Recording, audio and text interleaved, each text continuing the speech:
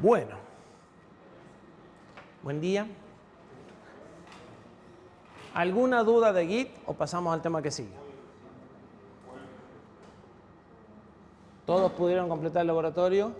Obviamente vamos a seguir usando Git, vamos a seguir viendo. De hecho, hoy vamos a ver algunas, hoy o el miércoles vamos a ver algunas cosas más de Git. Eso es como lo mínimo para entender la herramienta, ¿sí? Después vamos a ir viendo un poco más cómo se la usa y la van a usar a lo largo de todos los prácticos, así que le van a tomar un poco más la mano también.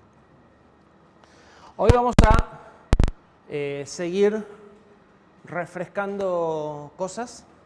Vamos a ver desarrollo en C, vamos a repasar algo de C, vamos a ver cosas que no vieron en C pero que se usan mucho en desarrollo de sistemas embebidos y vamos a ver algo también de cómo encarar un proyecto, no un archivo suelto para un práctico, sino un proyecto de desarrollo en C, ¿sí? Y vamos a volver con Git de vuelta porque el proyecto lo vamos a guardar en Git. Lo primero que deberían de saber es que hay, bueno, un poquito de historia de C. C es uno de los primeros lenguajes de programación.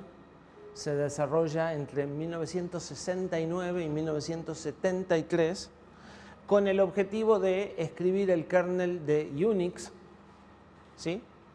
Uno de los primeros sistemas operativos, que hasta ese momento se escribía en ensamblador. Y el lenguaje C nace como una forma de reemplazar el ensamblador para tener portabilidad, para poder llevarse ese kernel a otras máquinas sin tener que reescribirlo, ¿sí?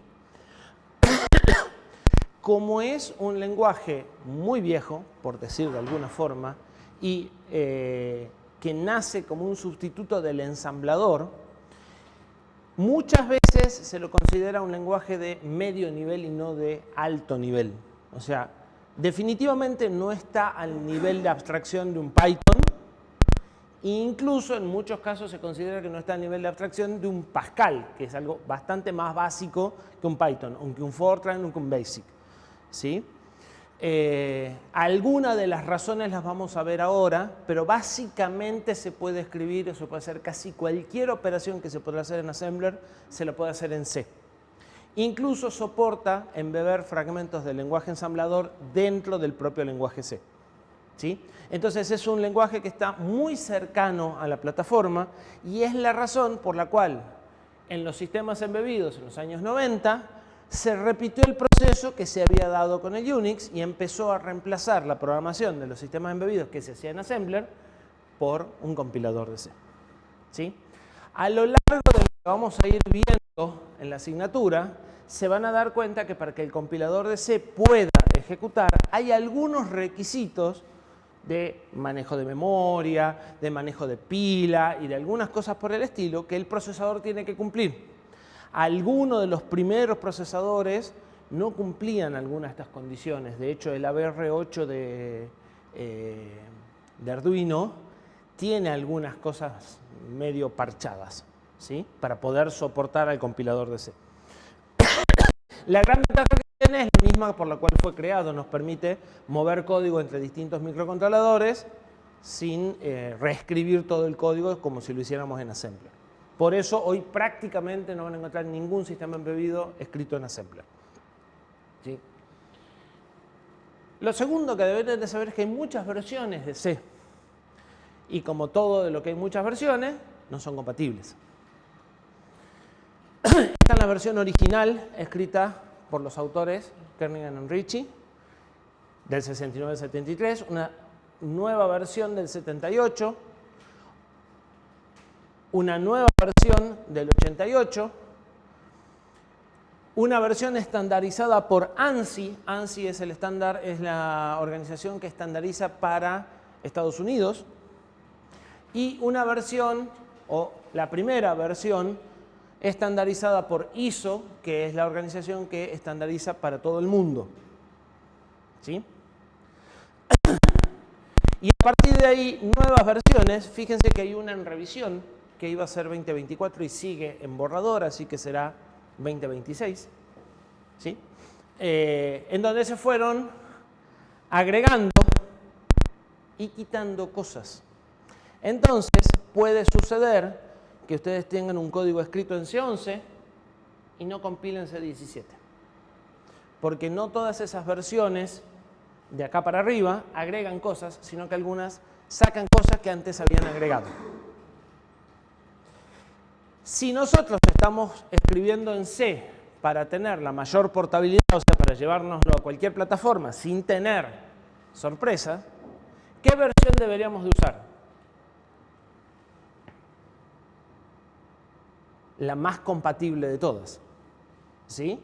Si yo uso la versión más compatible, sé que me lo puedo llevar con la menor cantidad de problemas. Bueno, la versión más compatible es el estándar 90. El estándar 90 puede compilar en un compilador del 73 y puede compilar en un compilador del 23. ¿Sí? Si yo escribo código para este estándar, lo puedo compilar en cualquier compilador. El problema es que el estándar 90 tiene algunas cosas, o sea, no tiene algunas cosas a las que están acostumbrados. Por ejemplo, no admite comentarios con doble barra, solo admite comentarios con barra asterisco. ¿Sí? Más algunas otras cositas que están en la diapositiva. ¿Sí? Es 100% compatible para arriba y para abajo. No soporta comentarios con doble asterisco, no soporta comentarios, tipos de datos de 64 bits y los microcontroladores que nosotros estamos programando son de 32, razón por la cual un doble debería tener 64. O sea, no es tan descabellado. Las definiciones de las variables solo se pueden poner al inicio del bloque, no se pueden poner adentro de los for o ese tipo de cosas. Se puede definir una estructura sin nombre, ya lo vamos a ver. No soporta una característica de inline. Inline es una forma de decirle al compilador que en lugar de tratar esa función como una función, es decir, escribir un fragmento de código y llamarlo desde el código cada vez que yo la invoco, simplemente se expande copiando y pegando. O sea, yo escribo como una función, pero el compilador expande el código de esa función en cada llamado. ¿Sí? Inline es una directiva para pedirle al compilador que haga eso. En C90 no lo podemos hacer. Ustedes ni la conocían, pero en realidad tampoco tiene mucho sentido hoy usarla, porque el compilador, si le pedimos que optimice, va a hacer eso mismo, sin que yo se lo pida o se lo exija, por decir de alguna forma. ¿Sí? Entonces a esta no la vamos a extrañar mucho, aunque sí lo vamos a usar. Y es el mínimo común denominador. Ahora bien, si ustedes quieren garantizar compatibilidad, tienen que programar en C90. Pero como hay algunas cosas con las que se van a encontrar que pueden resultarles tediosas, habría que analizar si vale la pena programar en C90. ¿Por qué? Porque casi todos los embebidos de hoy se programan con una variante de GCC. O sea, en el momento en que se generó un compilador de C abierto y gratuito, todos los fabricantes de microcontroladores empezaron a modificar ese compilador para que compile para su procesador, que es modificar el 20% del compilador, y reutilizar todo el resto. Entonces, hoy por hoy, en general, todos estamos compilando con variantes de GCC. Razón por la cual los riesgos de incompatibilidad son muchísimo menores, porque nos cambiamos de un GCC que compila para ARM a un GCC que compila para PC o un GCC que compila para RISC-V. Pero el compilador es el mismo. Cualquier modificación al estándar la va a aceptar igual, porque la parte del analizador sintáctico, o sea, el que lee el código C, es siempre el mismo. ¿Se entiende? Entonces, podríamos decir que no le vamos a dar mucha bolilla a esto si quieren. Para ARM hay un compilador pago que es Scale, que no es GCC, y que si ustedes tienen código escrito para GCC usando lo que llaman extensiones de GCC, o sea, cosas que solo entiende GCC y se las llevan a Scale, no compila. Y les puede suceder que vayan a trabajar en una empresa en la que la empresa usa Scale. ¿Sí? Porque tiene licencia, porque tiene certificaciones, porque tiene soporte, por lo que sea. ¿sí? Y el código tiene diferencias. Entonces, esto es uno de los aspectos que hay que tener en cuenta cuando uno inicia el proyecto. ¿Por qué? Porque cuando ustedes empiezan a trabajar en esto, es muy fácil que hayan pasado 8, 10, 12 años del código que empezaron a escribir por primera vez y lo sigan usando. Y quieren meterle mano lo menor posible porque tocar código es sinónimo de introducir errores. ¿Sí? No me entendí bien lo que dijo de GSC, así GSC es el compilador de código abierto que desarrolló la Libre Software Foundation, a la cual se asoció Linux Torvald y utilizando ese mismo principio desarrolló el kernel de Linux. ¿Sí? En realidad son dos proyectos independientes que se combinaron o se potenciaron.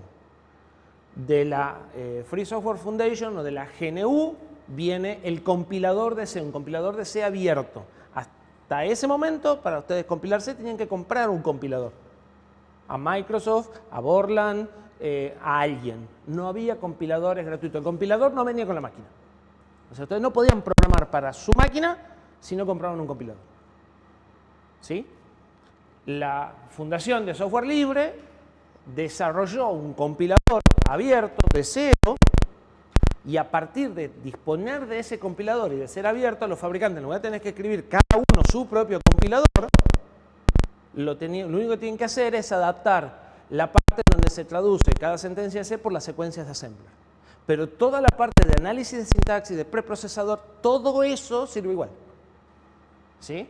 Entonces, la cantidad de desarrollo que hace falta para que el compilador compile para tu procesador es el 20% o el 10% de lo que implicaría el desarrollo completo.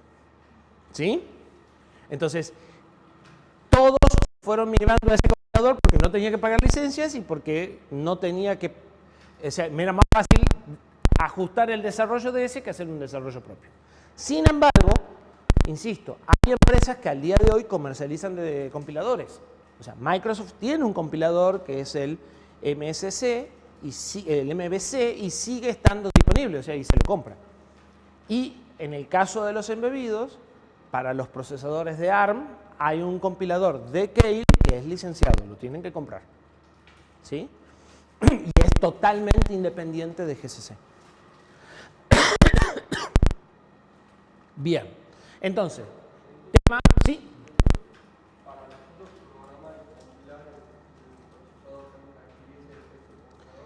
Hoy no, porque tenés la versión, tenés la versión gratuita de GCC y para ARM también hay un GCC gratuito.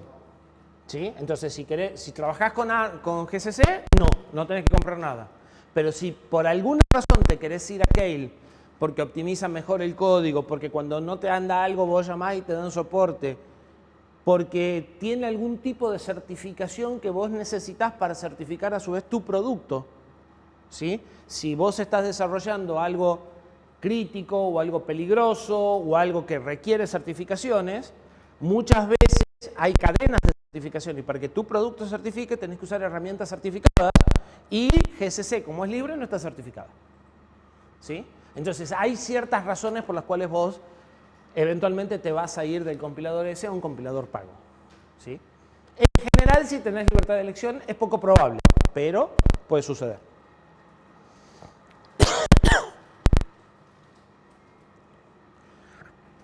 Bien.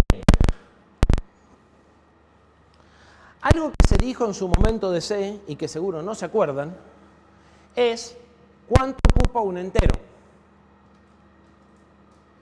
¿Cuánto ocupa un entero en C? Si yo declaro una variable del tipo int, ¿cuál es el rango? ¿Entre qué valores y qué valores puedo guardar en esa variable?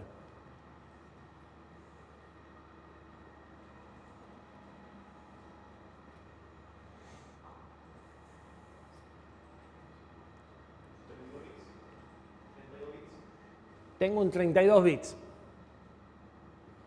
64 ya dijimos que los viejos no soportaban, así que no debe ser. 16. ¿Alguien dice 8? ¿Alguien dice 24? 24 nadie. O sea, 8. En realidad, depende. Depende del procesador. Si el procesador es de 32, el entero va a ser de 32.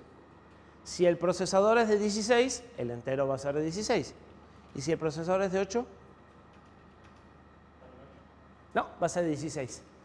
Porque lo que dice el estándar es que el mínimo del entero es 16 y que el tamaño se adapta al procesador, pero con un piso de 16. Entonces en 8 el int es de 16, en 16 el int es de 16 y en 32 el int es de 32. ¿Sí? ¿Por qué? Porque se busca que coincida con los registros del procesador y a la larga se busca que cuando yo sumo dos int a secas sea una operación atómica de assembler. Y sumar en un procesador de 32 números de 16 puede requerir instrucciones adicionales para borrar los 16 que no estoy usando. ¿Sí? Entonces podría ser más lento sumar 2 de 16 que sumar 2 de 32 en una máquina de 32. ¿Se entiende la lógica? Pero esto nos da un problema porque si yo quiero guardar datos de un tamaño determinado y quiero tener portabilidad, cuando me muevo de plataforma me cambia el tamaño del int. ¿Sí? Y si lo que quiero guardar son números chicos, no tengo ningún problema. Si es una variable de contador del 1 al 100, fantástico, me van a dar seguro. Pero si quiero guardar algún dato un poco más grande, podría suceder que en determinadas máquinas ande y en determinadas máquinas no ande. ¿Sí? Y eso es un problema. Al int, si recuerdan, se lo puede modificar. ¿El int es con signo o sin signo?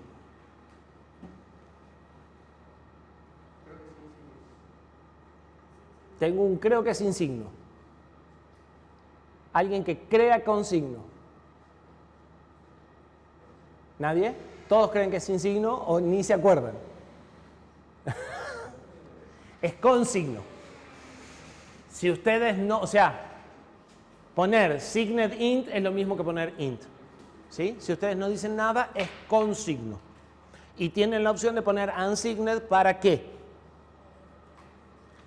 Para cambiar el rango, en lugar de ir de menos 16.000, de menos 32.768 a 32.767, que es lo que tiene un entero de 16 bits signado, ir de 0 a 65.536. ¿Sí? Y además tienen la posibilidad de agregar short o long. Esto va a cambiar el tamaño. Y lo va a cambiar depende de la máquina en la que estén. Entonces, en una máquina de 32 bits, short int va a ser de 16. En una máquina de 16, short int va a ser de 16. En una máquina de 16, long int va a ser de 32. En una máquina de 32, long int podría ser de 64. Depende del compilador. ¿Sí? Todo esto nos da muchos dolores de cabeza cuando nosotros necesitamos trabajar con embebidos, en donde muchas veces necesitamos mandar un byte, 2 bytes, 4 bytes, y tenemos el tamaño y sabemos el tamaño de lo que queremos mandar y queremos que el tamaño sea siempre constante, independientemente de la plataforma. ¿Sí? Quería preguntar del tema de compiladores. Lo que tengo una duda, uno siempre yo programaba en C, nunca tuve en cuenta eso de si era libre o no, entonces, o sea... Toda la vida programaste en GCC vos. Ah, eso era... Sí, nunca usaste otra cosa. ¿Y cómo entonces ahora si nosotros trabajamos, cómo sabemos qué hay que cambiar o según la versión que utilicemos de C, entonces ahí se lo modifica ese compilador? Bueno, hay una de las cosas que vamos a ver, que vos le podés pedir al compilador que se adhiera firmemente al estándar y que te marque o una alerta o un error cada vez que vos no cumplís el estándar. Entonces eso te obliga a que el código que escribas sea compatible con el estándar. Y es algo que se habilita si vos querés seguir un estándar.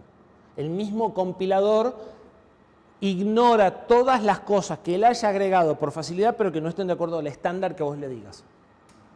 Entonces, cuando llegue el momento de compilar, cuando veamos cómo vamos a compilar el proyecto, vamos a ver que hay un -std y que si lo ponemos en 90, va a empezar a tirar error en todas las cosas que no soporta el estándar 90. ¿Sí? Eso en el caso particular de GCC, que es el que vamos a configurar nosotros, pero todos los compiladores tienen una forma de decirle qué estándar querés que compile y que te avise, o sea, y que si querés que el seguimiento de ese estándar sea estricto o relajado. Si es relajado, él compila con ese estándar, pero si usas cosas más nuevas te las acepta igual si él lo soporta.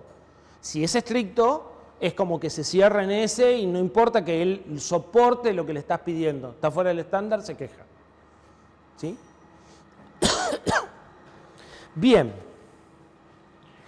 Para resolver esto, el C99 agrega algo que son tipos de datos de tamaño fijo, que quizá lo vieron, si vieron alguna vez código de embebido, int8 o int8 o int16, estos están definidos de forma tal de que no importa la máquina en la que estás compilando, el int8 siempre tiene 8. ¿Sí? Y son la contraparte del int original, que es de tamaño variable. ¿Sí? Nosotros vamos a usar muchísimo esto, porque vamos a trabajar muchas veces con tamaños definidos y vamos a querer saber cuál es el tamaño definido. Ahora bien, si esto se agrega en el C99, ¿qué hacemos en C90?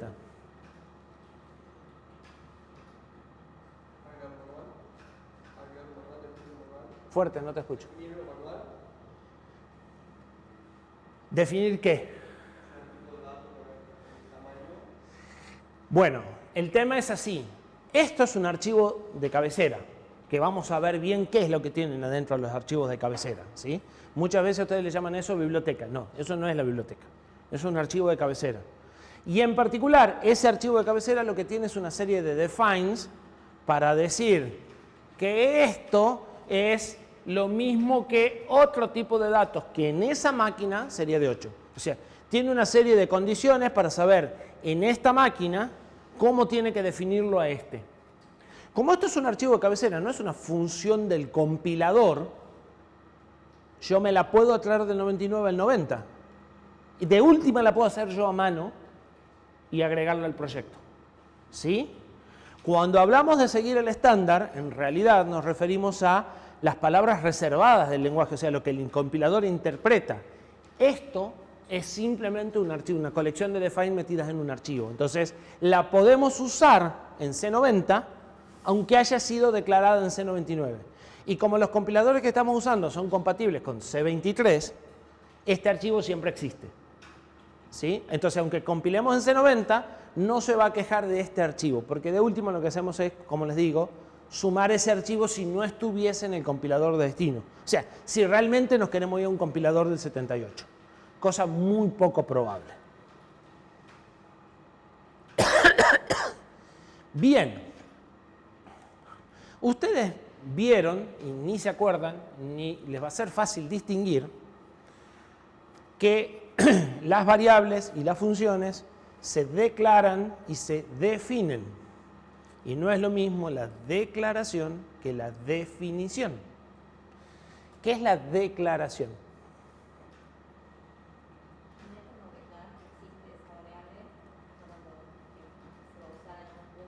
¿Y la definición? Fuerte.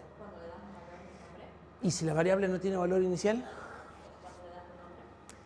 Cuando le das espacio. Las variables lo que tienen siempre es espacio en memoria, porque una variable es un nombre para una dirección de memoria. ¿Sí? Entonces, cuando a la variable se le asigna la dirección de memoria, se dice que se aloca el espacio, la variable se define, ahí se la crea, por decir de alguna forma. ¿Sí? La declaración es decir, existe en algún lado una variable con este nombre y este tipo de datos. El problema es que la declaración y la definición son muy parecidas, porque tengo que decir el nombre y el tamaño para que el compilador sepa cómo la va a procesar. ¿Sí? Entonces, la declaración agrega adelante la palabra extern y la definición no. ¿Sí? Acá podría decir igual a 5 y tener una variable inicializada. Acá nunca puede decir igual a 5 porque yo no estoy asignando espacio. ¿Sí? Acá solamente estoy diciendo que la variable existe. Y eso se usa cuando se usan más de un archivo, cosas que ustedes pocas veces usaron más de un archivo. Más de un archivo sea al mismo tiempo. Pero nosotros lo vamos a usar muy a menudo. ¿Sí? Entonces, cuando la variable está declarada en un archivo y yo la quiero usar en otro, está definida en un archivo y yo la quiero usar en otro, necesito declararla en el archivo que la va a usar. Con las funciones pasa exactamente lo mismo. Las funciones tienen declaraciones y definiciones. Ahí es más fácil. La definición es la que tiene las llaves y la declaración es la que se acaba en el punto y coma. Esto es la declaración y esto es la definición. ¿Sí? La declaración no tiene el cuerpo de la función. La definición sí, porque ahí le digo qué es lo que tiene que hacer. En la declaración de las funciones también se puede usar la palabra extern adelante, pero como no hace falta para distinguirlas, puedo omitirla. ¿Se entiende? Bien, vamos a volver sobre esto dentro de un ratito.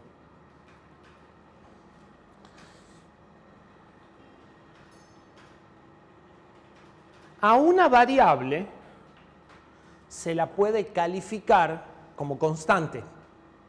O sea, al int valor le puedo poner adelante la palabra reservada const. ¿Qué hace eso? Fuerte. Fuerte, no te escucho. Le deja fijo el valor. Eso quiere decir que a esa le voy a tener que poner igual 5, porque la única posibilidad de asignarle valor es durante la definición. ¿Sí? O sea, en el momento de la alocación, porque como es constante, después no la puedo cambiar. ¿Estamos de acuerdo? En embebidos, las constantes tienen un tratamiento muy particular. Nosotros en la PC, ustedes saben que la PC tiene memoria RAM, nada más. ¿Sí? Prácticamente no tienen memoria de solo lectura.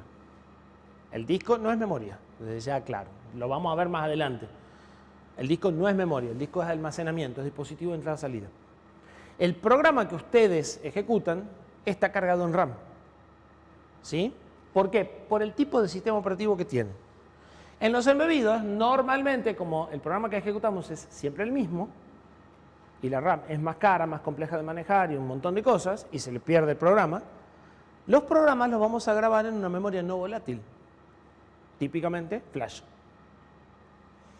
Y la realidad es que en un microcontrolador vamos a tener en el orden de 8 a 16 veces más flash que RAM.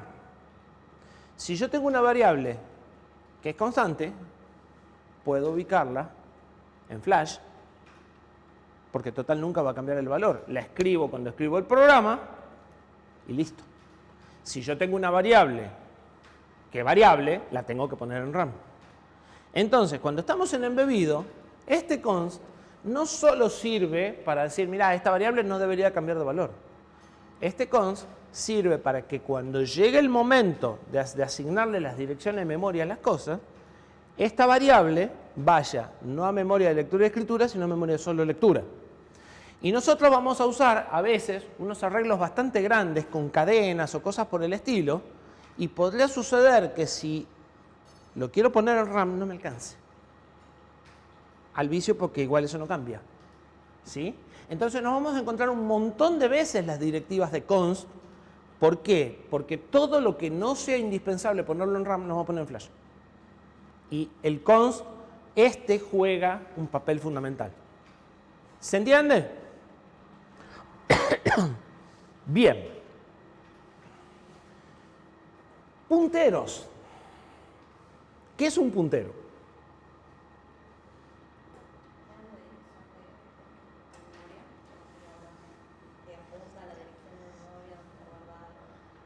¿Qué es una variable?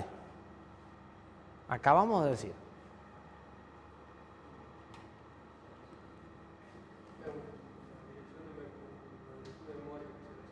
Una dirección de memoria con un nombre.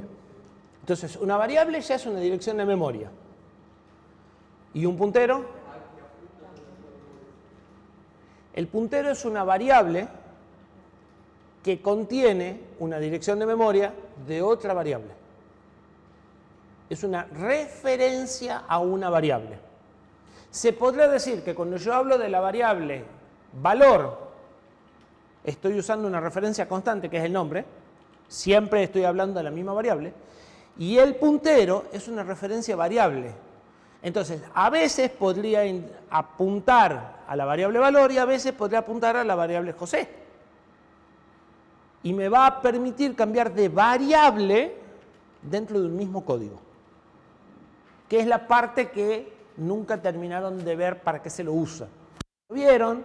Es más, creaban dos variables, asignaban el puntero a una variable, después le asignaban a otra, se daban cuenta que había cambiado, pero no terminaban de encontrar la utilidad.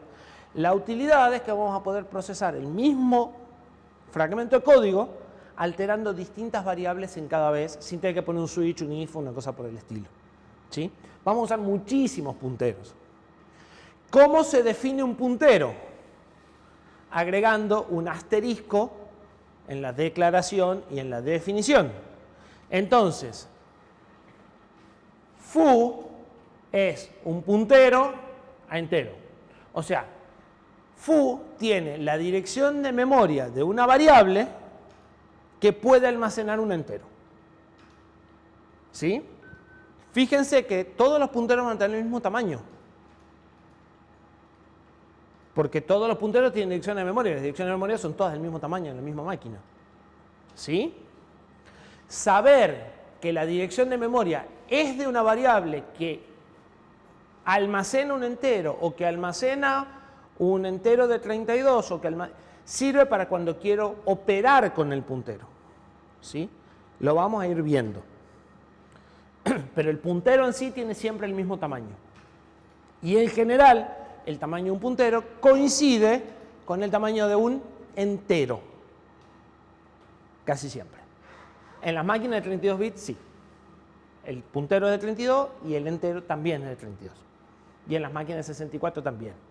En las máquinas de 16, como 16 era demasiado poca memoria, puede haber diferencias.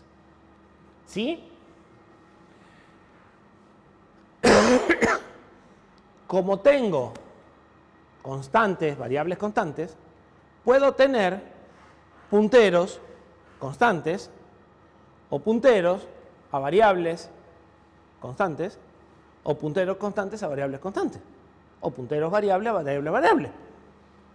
¿Sí? Es decir, el puntero, la referencia puede ser constante, siempre apunta a la misma variable y casi que no tiene mucho sentido porque dijimos que el chiste del puntero era poder cambiar de variable, pero podría ser.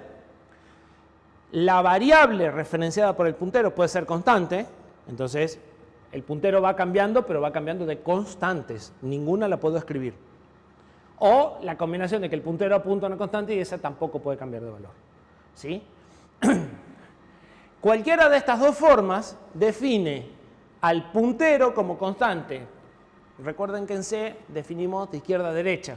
Entonces, el const se aplica al asterisco. No importa si está antes o después del int. ¿Sí? Esto es, foo es un puntero a entero constante. ¿Sí? Y el puntero es constante. El entero apuntado es constante. Foo puede moverse, pero asterisco foo no puede cambiar. ¿Sí? Asterisco foo es la variable apuntada por foo. ¿Me siguen? La variable es la que no puede cambiar en esa primera definición. Vamos a poner un ejemplo de los que ustedes hacían en programación.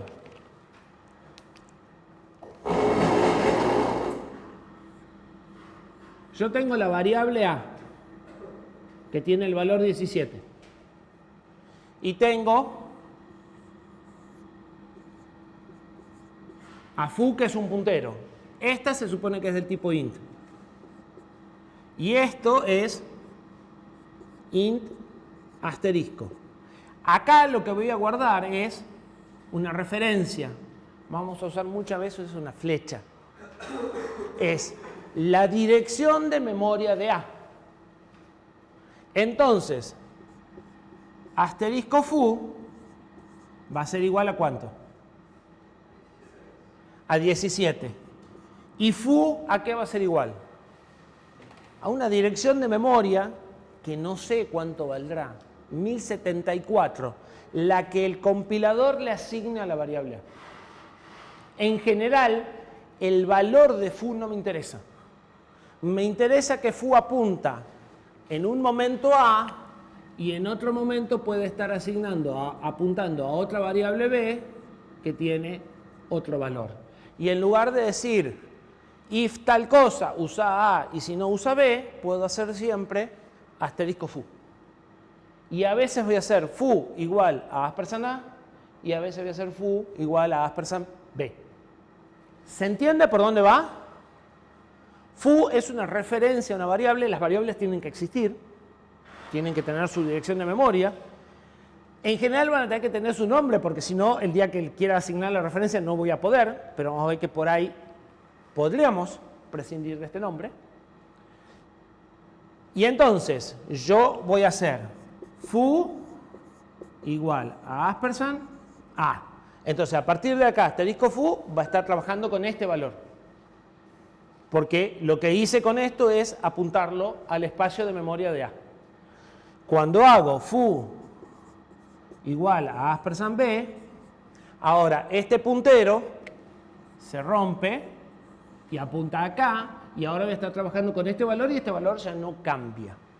O sea, el asterisco foo puede apuntar a uno o a otro y siempre lo accedo como asterisco foo. En esta declaración, esto es constante. Es decir, este valor y este valor no pueden cambiar, pero el puntero sí puede apuntar o a A o a B indistintamente. ¿Sí? En cambio, en esta declaración, el puntero es el constante. Porque así como foo es puntero, foo es constante. Entonces, esto es lo que no puedo hacer.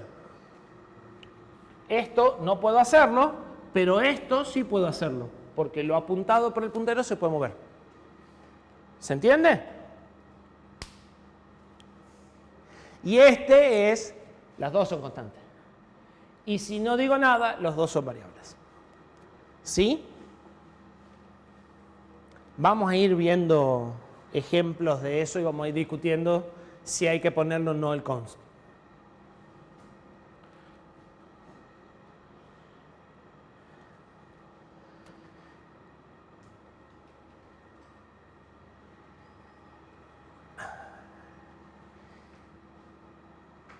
Las variables, ustedes se acuerdan lo que es conversiones implícitas de tipos de datos.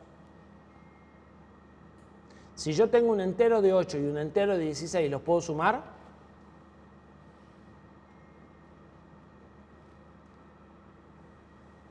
¿Puedo sumar 20.000 más 120? Sí. Primero, si tengo un entero de 8 y un entero de 16, ¿de cuánto debería ser el resultado? Por lo menos, ¿verdad? Bien. ¿Y la máquina puede sumar dos enteros de distinto tamaño?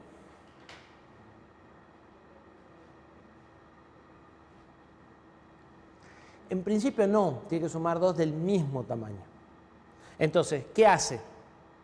Convierte el de 8 en 16 y lo hace automáticamente. ¿Sí?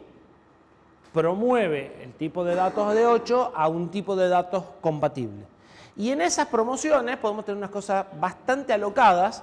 Después, si quieren, les busco un ejemplo de un código en el que A es igual a B, pero B no es igual a A.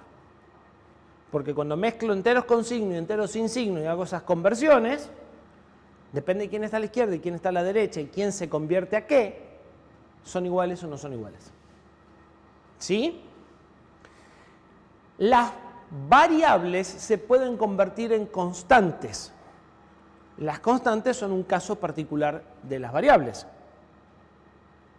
Las constantes son variables que no cambian su valor. Las variables son variables que cambian su valor. Yo puedo convertir una variable en una constante, o sea, a algo que puede cambiar su valor lo puedo tratar como algo que no cambia su valor sin ningún problema. Pero al revés no. Algo que no cambia su valor no lo puedo tratar como variable. Entonces, si una función espera una constante, yo le puedo pasar una variable y va a andar. Pero si una función espera una variable, no le puedo pasar una constante. ¿Por qué? Porque se supone que la función, si espera una variable, está modificándole el valor. Y si le pasa una constante, no va a poder modificarle el valor. ¿Se entiende la lógica? ¿Sí? Vamos a un ejemplo. Esta función suma dos números. Hace A más B y devuelve el resultado. ¿Necesita modificar A? No. ¿Necesita modificar B? No. Entonces debería de esperar constantes. ¿Por qué? Porque no necesita modificarle el valor. Si yo después le quiero pasar variable, no hay ningún problema. Pero si no pongo esto, y no pongo esto, y después quiero sumar 3 más A, me va a dar error, porque me va a decir 3 es una constante. Y yo estoy esperando una variable. No me puede pasar la constante 3 si yo estoy esperando una variable. O sea, si vos esperás constante, podés pasar una constante sin problema o podés pasar una variable, porque, vamos de nuevo, la constante es un caso particular de la variable, pero al revés no. Entonces, todas las funciones que reciban, especialmente punteros, porque cuando paso variables, las variables se copian y en esa copia desaparece parte del problema. Pero cuando paso punteros, que estoy pasándolas por referencia, no por valor, si la referencia que paso es a una zona en la que no se puede modificar, y él trata de modificarla, voy a tener un error. ¿Sí? Entonces, cuando paso punteros y no modifico lo que está en los punteros, como acá hago asterisco A, asterisco B, pero asterisco A no está a la izquierda de un igual, o sea, no estoy asignando valor ni a asterisco A ni a asterisco B. En lugar de poner int asterisco A, que es lo que probablemente harían, lo que tienen que hacer es poner const int asterisco A. Porque si no, cuando quieran pasar una constante van a tener un error. ¿Sí? Y van a descubrir que el código que vamos a usar, que da el fabricante, está mal escrito y no tiene las const. Y a variables, a funciones que no modifican los datos, ustedes le van a querer pasar puntero y les va a dar error. Y van a tener que forzarlo diciéndole, créeme que yo sé que el que escribió la función no sabía que iba el const, pero yo te paso esto y va a andar igual. Y el compilador va a dejar que hagan y después si no anda es problema de ustedes. ¿Sí? ¿Se entiende por qué la importancia del const? Nosotros vamos a escribir muchas funciones con const. ¿Por qué? Porque no vamos a modificar los datos. ¿Sí?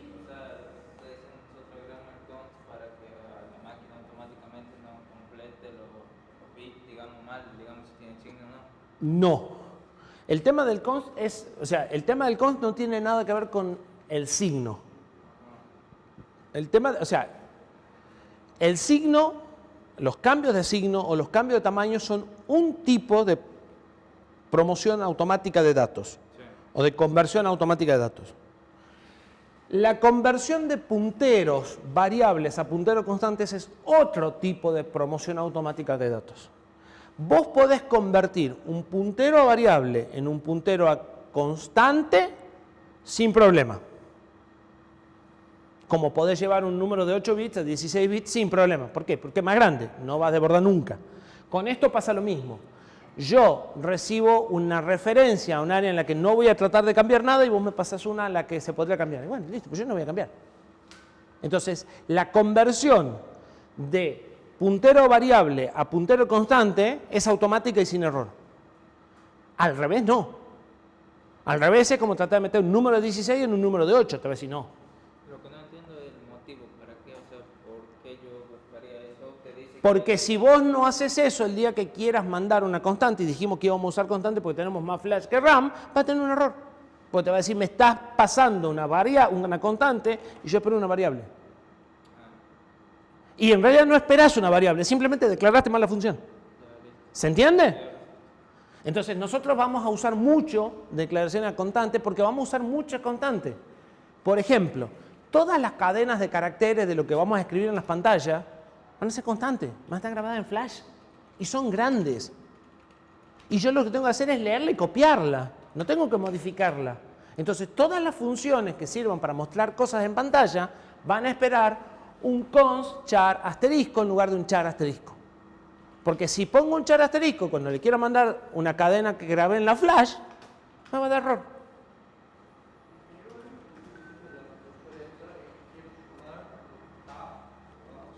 fuerte porque no te escucho.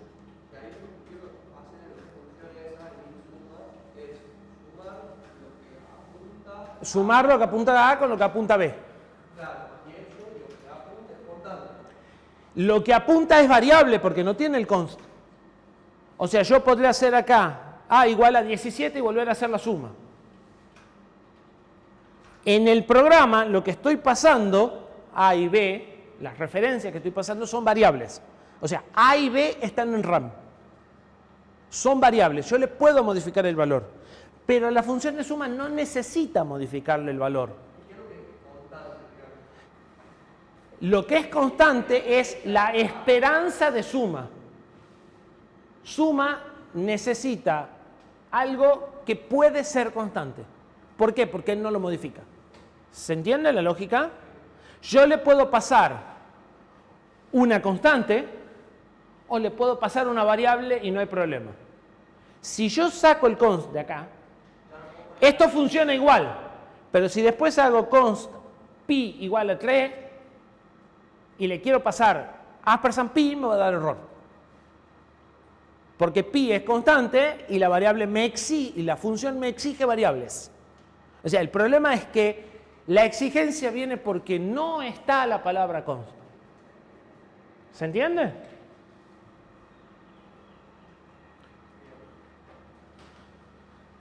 La regla básica sería, si vos recibís punteros y no vas a modificar el puntero, o sea, si nunca vas a hacer asterisco el puntero a algo, debería tener el const, porque vos no estás modificando lo apuntado. Fíjense que este puntero también podrá tener el const acá, porque tampoco estoy modificando A, ni necesito. ¿Se entiende?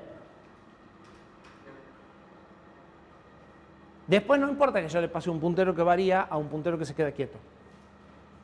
¿Sí? Ahora, si lo que estoy haciendo acá es buscar un espacio y voy moviendo el puntero barriendo una cadena, ya no puedo recibir un puntero constante. Porque sí muevo el puntero. ¿Se entiende por dónde va? Bien. Una más y hacemos una pausa. Si yo tengo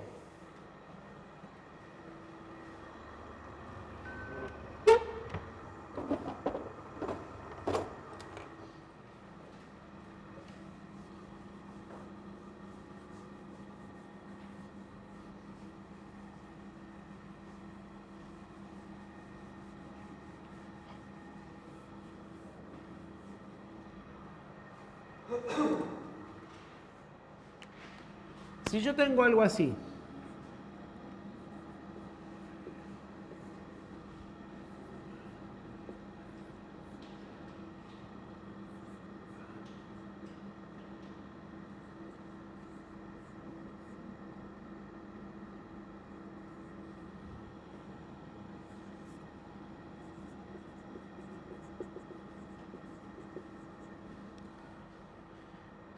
tengo una variable a la que le doy el valor 0 y hago un lazo esperando que cambie de 0 y adentro del lazo nunca toco A.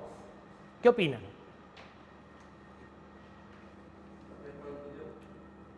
Eso funcionaría indefinidamente. ¿Sí? Sería un lazo infinito. El compilador opina lo mismo y dice, entonces, esto no vale la pena revisarlo. Porque si yo no estoy tocando A acá, A no puede haber cambiado su valor, ¿para qué voy a estar preguntando cada vuelta si A es igual a 0? O podría hacerlo. Si le pido que optimice velocidad, me va a decir, estás revisando algo que siempre tiene el mismo valor, porque sé que acá adentro no cambia. Acá nunca aparece A. Y me va a generar un lazo infinito. Ahora, ¿qué pasa si A en realidad es una variable que apunta a una dirección de memoria en donde está el botón que yo aprieto para decirle que sí o que no? Y entonces cuando yo aprieto el botón, ahí aparece un 1. No mágicamente, pero por ahora mágicamente. Vamos a ver toda la electrónica, pero aparece un 1 y cuando lo suelto aparece un 0. pero tengo que avisar al compilador que esa variable no es una variable común. Es una variable que puede cambiar en forma espontánea. Las variables normales, nosotros ponemos un valor y tienen siempre el mismo valor. Las variables que están asociadas a puertos de entrada-salida, sobre todo las de los puertos de entrada, yo no pongo un valor, leo un valor que viene del exterior. Y ese valor puede cambiar solo. Entonces se lo tengo que decir al compilador, le tengo que decir, guarda que esta variable no es normal. Si yo te pido que la evalúes, andá y léela de memoria, ni te quedes con copias en registro, andate a la memoria y léela de vuelta, porque puede ser que cada vez que la leas tenga un valor distinto. Lo mismo va a suceder cuando tengamos variables compartidas entre muchos procesos dentro de un sistema operativo, porque como es compartida, un proceso le puede haber cambiado el valor y el otro no lo ve. Entonces, y lo mismo va a pasar con las interrupciones. Entonces, a esas variables las tengo que marcar. Esas variables se marcan con una directiva que no vieron en su vida, que se llama volátil.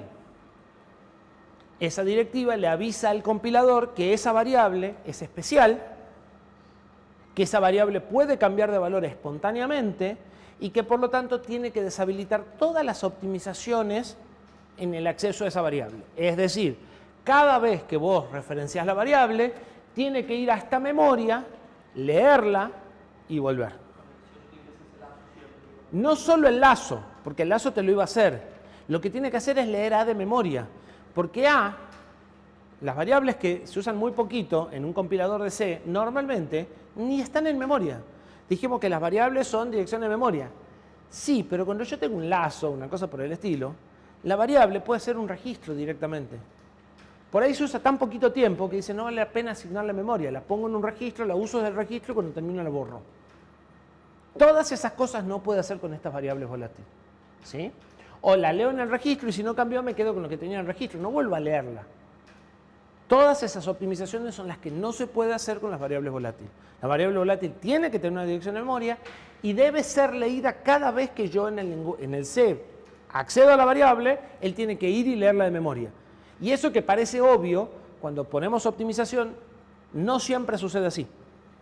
Él, si ve que no hubo cambios de la variable y ya la tenía leída, usa la copia que tenía para ganar velocidad o para ganar tamaño de código. Bueno, con estas variables no lo puede hacer. Pero se lo tenemos que decir. ¿Sí?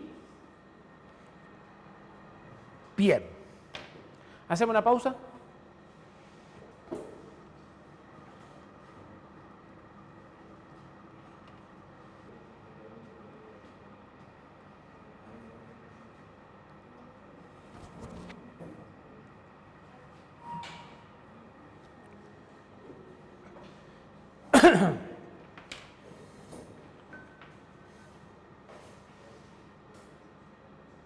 Bien. Otra directiva que sí la vieron alguna vez, la usaron, aunque no saben muy bien cómo funciona. ¿Alguien se acuerda para qué servía la directiva static?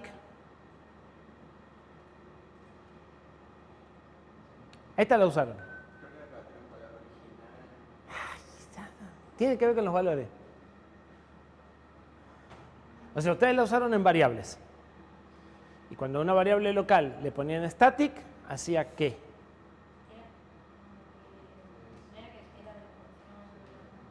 Claro, una variable local es la que está definida dentro de una función. ¿Qué sucede con las variables locales normales?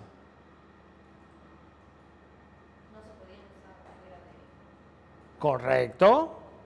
No se pueden usar fuera de la función. Ninguna variable se puede usar fuera del ámbito en el que fue declarada o definida. ¿Sí? Ahí ustedes la definen.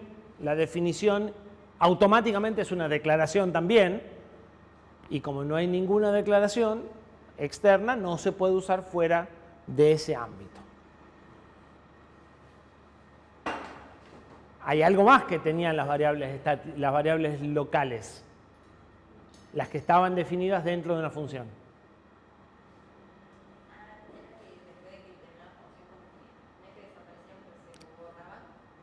Literalmente, lo vamos a ver un poco más adelante, desaparecen. porque se asignan en un área de memoria dinámica, es decir, esa variable no va a tener siempre la misma dirección.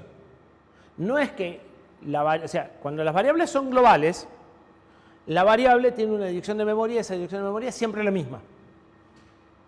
Siempre la misma dentro de toda la ejecución del programa, ¿no? Cuando la variable es local, la variable no se le asigna memoria hasta que no empieza a ejecutar la función. Realmente no ocupa lugar, no existe. Cuando empieza la función, lo primero que hace es reservar el espacio de memoria para esa variable. Y cuando termina, lo desocupa. Eso lleva a que esas variables pierden el valor entre llamados. ¿Y cómo hacían si querían que una variable pueda mantener el valor entre llamados? Le agregaban adelante la directiva static. Pero en realidad la directiva static sirve para otra cosa. Que las variables guarden el valor es un efecto colateral. La directiva static sirve para cambiar el ámbito de una variable o de una función. Se puede aplicar a variables y a funciones y se puede aplicar a variables locales y a variables globales. Cuando lo aplican a una variable local, en realidad la variable es global y solo se puede ver en esa función. Como la variable es global, se le asigna memoria al inicio del programa, como cualquier otra variable que estuviera declarada fuera del espacio, pero solo se la puede acceder desde esa función. ¿Sí? Cuando una variable global se le agrega al static, no se exporta al momento de compilar. Entonces, no se puede usar desde otro archivo C. No se puede poner extern y acceder a esa variable. Y con las funciones pasa exactamente lo mismo. Si yo una función la califico de static, no la puedo llamar desde otros módulos. ¿Sí? Sirve para prohibir que esa variable o esa función se utilice fuera del ámbito. En el caso de la variable puede ser dentro de una función o dentro de ese archivo. Y en el caso de la función, solo en ese archivo. ¿Sí? ¿Se entiende? Bien. ¿Cómo andamos con el binario? ¿Se acuerdan del binario? ¿Se acuerdan del hexadecimal? Seguro.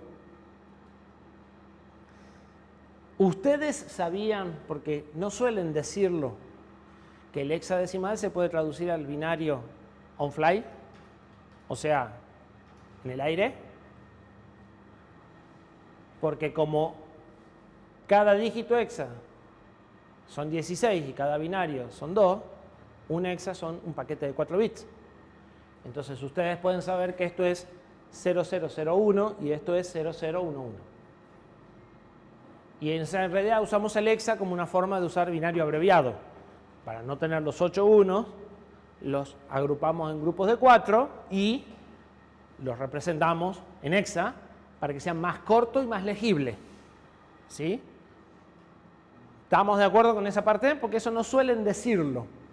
¿Por qué usamos hexadecimal? Usamos hexadecimal para encoger. En algún momento vamos a escribir 32 bits y van a ver lo tedioso que es leer 32 bits. Leer un número de 8 es más fácil. ¿Sí? Pero ustedes pueden ir pasando del hexa al binario, del binario en hexa, tomando paquetitos de 4 y haciendo la conversión 1 a 1, cosa que no se puede hacer con el decimal. ¿Sí? ¿Estamos de acuerdo en ese dato básico? El decimal, vos en el decimal tenés que hacer todo el proceso, no podés hacer la versión abreviada. ¿Sí? Bien. En C, el prefijo 0x denota que el número que estoy ingresando está en hexadecimal y no en binario. ¿Sí? En el caso del 0f, no hay mayor problema. En el caso del 13, es importante porque el 13 podría ser 13 o podría ser, si quieren saquen la cuenta, pero debe ser como 35, si el 13 está puesto en hexa. ¿Sí? Entonces 0x quiere decir que estamos en hexa.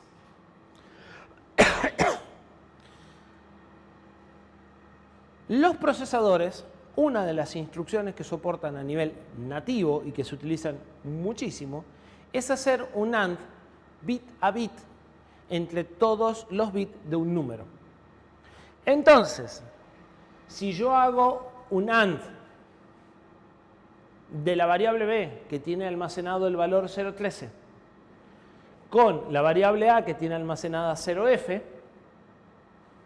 ¿qué voy a obtener? Esto es 0001. Mejor escribo, ¿verdad?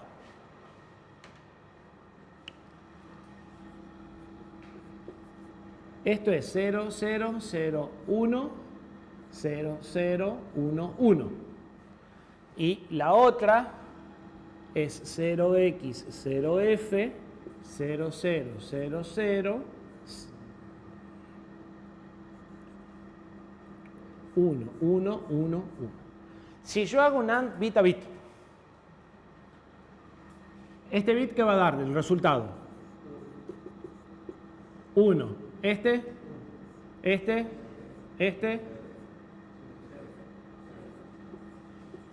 ¿Estamos de acuerdo? Estamos de acuerdo que el resultado es 3. ¿Sí? No hay duda. Bueno, ustedes en C pueden hacer A ampersand simple B. Y lo que van a obtener es 0,3. Si hicieran A ampersand doble B con los mismos valores, ¿qué obtendrían?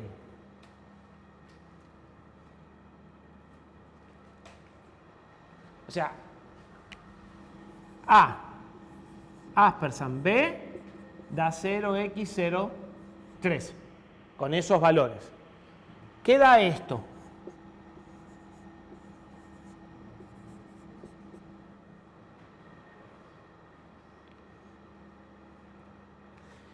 ¿Este operador qué es?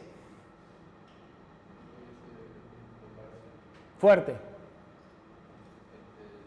Este no lo conocían, porque no se los enseñaron. Este es un operador aritmético, o sea, es como el más. Opera sobre números y me devuelve un número. El que ustedes conocían es este. Este es un operador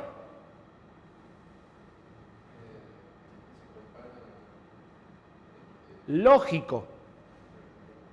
Esto va a dar verdadero si A es verdadero y si B es verdadero. ¿Estamos de acuerdo? ¿Y A es verdadero?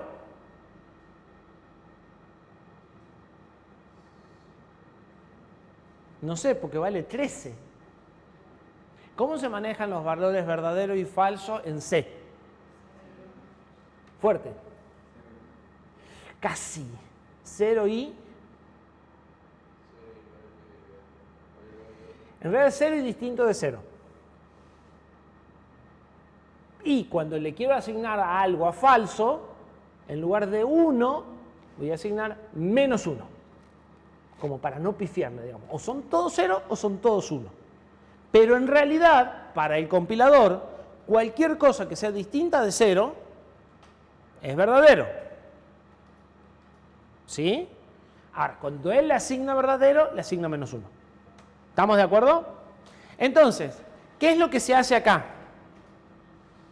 Como esto es un operador lógico, se promueve a una operación lógica y se hace A igual a 0,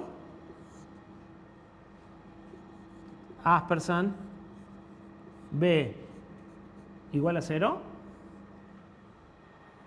Es decir, si esto es igual a 0, se toma como true, si es distinto de 0, se toma como false. Entonces, implícitamente está haciendo esto, en esta sintaxis. ¿Estamos de acuerdo? A es igual a 0. No, vale 13. ¿Sí? Entonces, A es verdadero. B es igual a 0. No, vale 0F. También es verdadero. Entonces, esto es verdadero. ¿Estamos de acuerdo? Entonces da verdadero. Dijimos que verdadero era menos 1. ¿Sí? No. ¿Qué parte no? La primera parte, esta. ¿Sí se entiende? Bien. Acá vos estás operando A y B como números. Y si bien es la que no sabías, digamos, la regla de operación es bastante simple. ¿Qué pasa con la que sí sabías? Vos normalmente no usabas un número aspersando un número. Usabas un número igual a 3, un número distinto a 3, un número mayor que esto, o sea, usabas un predicado lógico. ¿Sí? Pero podés no usar un predicado lógico. Vos podés usar una variable. Si usás una variable, él en realidad lo que está haciendo es usar este predicado. O sea, si vos pones A con un operador lógico, él lo que va a hacer es A igual a 0. O A distinto de 0. En realidad es distinto de 0. Si A es distinto de 0, el predicado es verdadero, y si A es igual a 0, el predicado es falso. ¿Sí? Y con B lo mismo. Y entonces, si esto es 0 y esto es 0, esto es falso y esto es falso, esto da falso. Si, para que dé verdadero, los dos tienen que ser distintos de 0. Y los dos son distintos de 0. No, porque lo que hace es como en una variable lógica. Guarda 0 para false. Si esto es 0 y esto es 0, entonces es falso y falso, y entonces es falso. ¿Se entiende? Y guarda menos 1 para verdadero. Entonces, lo que hace es, esto es distinto de 0 y esto es distinto de 0. Si esto es distinto de 0 y esto es distinto de 0, entonces el predicado es distinto de 0, que es verdadero, y él va a asignar el valor menos 1 para el verdadero que da el resultado de la operación. Si alguno de los dos es 0, este va a dar 0. Pero fíjense que esto va a dar o 0 o FF.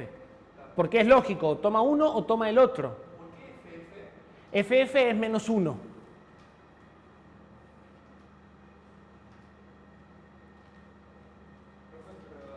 ¿Por qué es menos 1?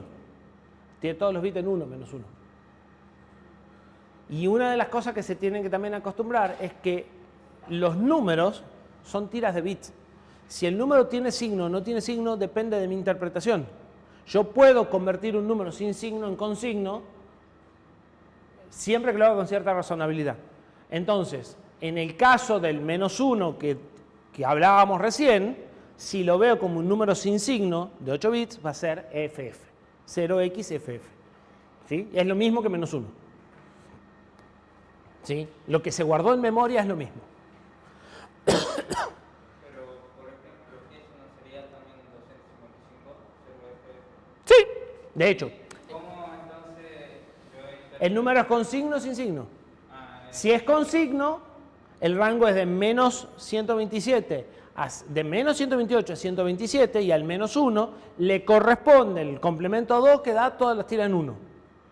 ¿Sí? Entonces, si el número vos lo estás interpretando con signo, esto es menos 1. Porque el complemento a 2 de esto es 1. Si el número es sin signo, entonces esto es 255. Y ahí es donde aparecen los problemas de cuando convertís menos 1 en 255 y 255 en menos 1. Depende cómo lo hagas, como el menos 1 no entra en 0 a 255, da error. ¿Sí? Bien. Entonces, esto es lo que sabían, con el detalle de que nunca usaban números, usaban predicados lógicos. ¿Se pueden usar números? Sí, muchas veces van a encontrar números para ahorrarse el igual a 0 o el distinto de 0. ¿Sí? Pero también vamos a empezar a usar mucho esto, lo cual también les va a llevar a que a veces pongan una doble y querían poner una simple, pongan una simple y pongan una doble. ¿Sí? Y no les dé lo que ustedes esperaban. Por eso aprovecho y se los marco, que esto no da error de compilación, es una operación válida, pero de un resultado totalmente distinto al que yo quería que dé. ¿Sí? Y es porque me olvidé y puse un ampersand de más. Bien. ¿Qué pasa si hago un OR? ¿Puedo hacer un OR? Sí, puedo hacer un OR. Si hago un OR, el resultado va a ser 1 siempre que cualquiera de los dos sea 1. Entonces, voy a tener 0, 0, 0, 1, 1, 1, 1, 1. O sea, 1, F. ¿Estamos de acuerdo? ¿Y qué pasa si hago un OR exclusivo? ¿Puedo hacer un OR exclusivo? Sí, también con un sombrerito simple en lugar de doble. Y entonces ahora va a ser 1 si solo uno de los que están es 1. Es decir, 0, 0, 0, 1, 1, 1, 0, 0. Y eso es C. ¿Para qué se usa esto? Bueno, normalmente B va a ser una variable de la cual no conozco su valor. Y A va a ser una constante, puede ser una variable, pero es una variable de la que sí conozco su valor. Y esto me va a permitir testear algunos bits sí y algunos bits no. O poner algunos bits en 0 y dejar el resto como estaban, o poner algunos bits en 1 y dejar los otros como estaban. Por eso estos se suelen llamar máscaras. La que yo le conozco el valor, en este caso el 0F, es la máscara. Y enmascara parte de los bits sobre los que quiero operar, de la variable en la que quiero operar. Esto sirve para prender 3 LED y dejar los otros 3 prendidos. Sirve para 2 millones de cosas, pero por darte un ejemplo concreto, si vos tenés 8 LED, cada LED es uno de estos bits, y vos querés prender los 4 de abajo, fíjate que cuando haces un OR con 1, lo que está en 1 en la máscara queda en 1 en el resultado, y lo que está en 0 en la máscara no cambia. Entonces, vos tenés algo prendido y algo apagado que no sabés qué es, pero sabés que solo querés cambiar 4, los otros 4 los querés dejar como está. ¿Por qué? Porque está compartido con varias cosas. ¿Sí? Entonces, con esta máscara vos te garantizás que estos 4 se prenden y que estos 4 quedan sin cambio. ¿Sí? Entonces esa es la lógica que vas a usar. Por el otro lado, puede suceder de que yo quiero ver si apretaste una de 4 teclas, o quiero ver si apretaste 4 teclas de 8. Entonces, me interesa ver qué pasa con estos 4 bits